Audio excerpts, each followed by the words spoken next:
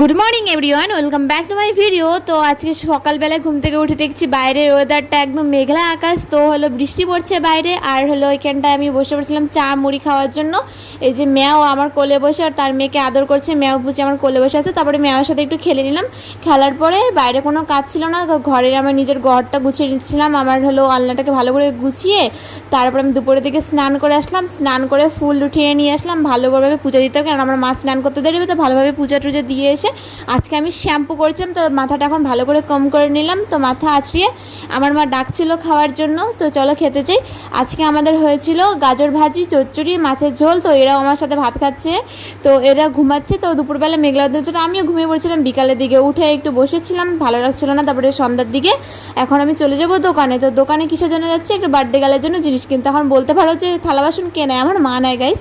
তারপরে মাছের দোকানে চলে গেছিলাম বাজারে, মাছ কিনে নিয়ে এসে ফ্রিজে